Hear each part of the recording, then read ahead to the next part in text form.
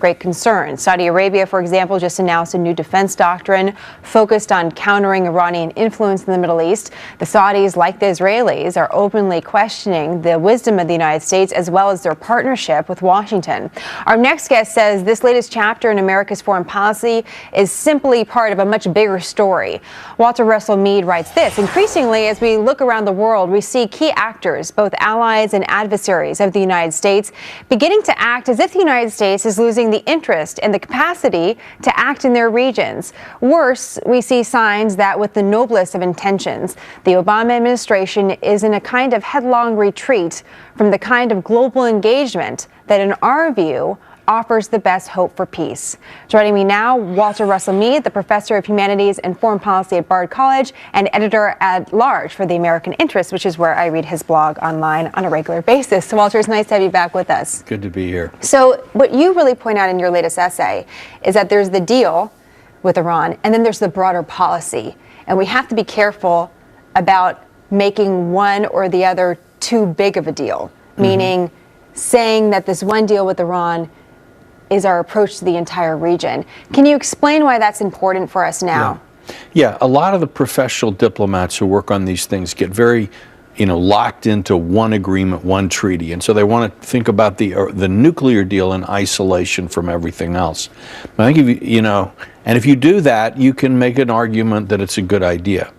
But if you look at what's going on in the region, we've seen Iran basically, with Russia's help, defy the United States, turn Assad. For a couple of years ago, it looked like he was going to lose the civil war. He's now solidified his position. We look like we're okay with that.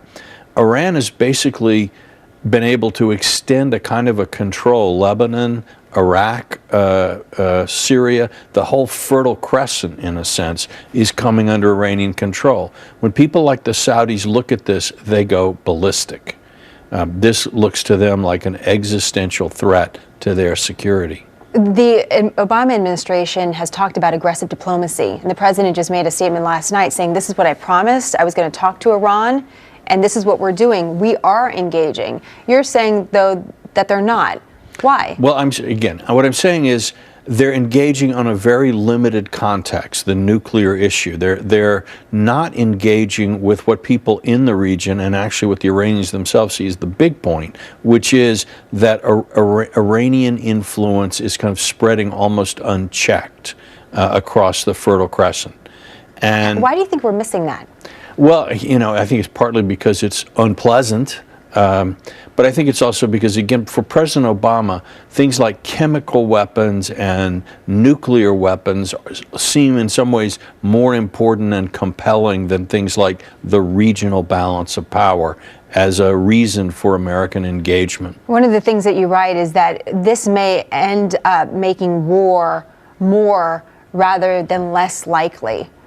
Why do you believe that? That really brings it home to all of us. Well, again, I certainly don't think it's the president's intention, but if you look, for example, at just how unhappy the Israelis and the Saudis are, I mean, it may seem unthinkable to a lot of people, but they could decide that they might work together to try to knock Iran back. And you wouldn't be surprised at that? Well, when people talk about why Israel can't achieve much in a strike with Iran, one of the main reasons is the distance.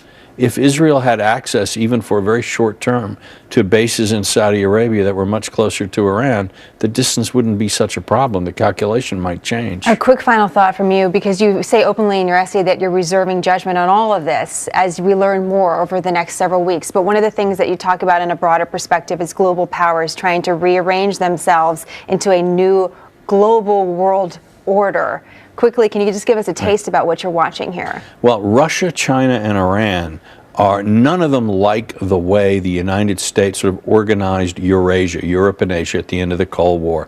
They've all been looking for opportunities to push back and change that. Russia has just been able to keep Ukraine from joining the European Union's association agreement.